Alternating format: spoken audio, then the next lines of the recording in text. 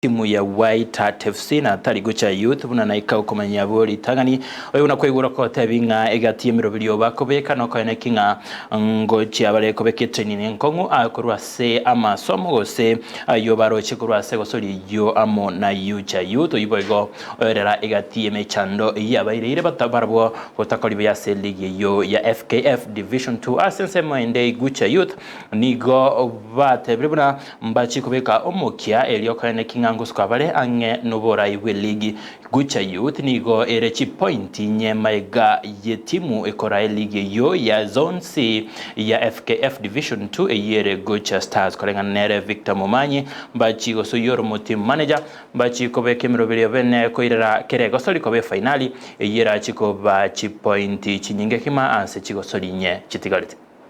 Naitwa Victor Momanyi, team manager wa Gucha Youth FC. It's our home game.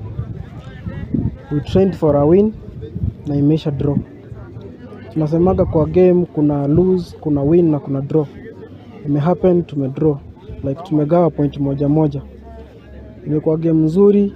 Tuliweka kikosi cha kwanza. Tukateleza kidogo, tukaconcede bao mbili. Tukachange kikosi, tukafanya substitutions. Tuka come back na bao mbili. Then ika happen time tunataka kushinda tukakuwa one man less. I guess that is where tactically tulifail after tume lose one man. Ika happen kwanza labda dakika ya 60 to 90 tukashikana bila kufungana and we expected to win. As I said earlier, ikuwa kitu tulikuwa tuna expect.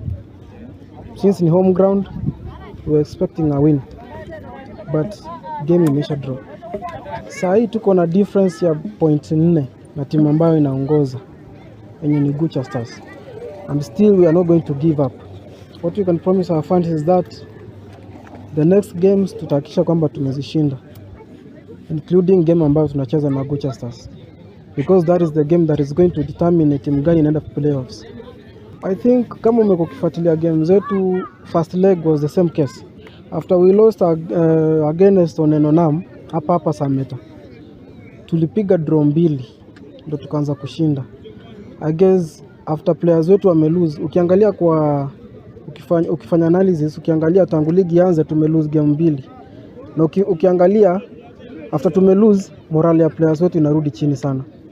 Tunapiga draw ndo wanaanza kushinda. So I guess from next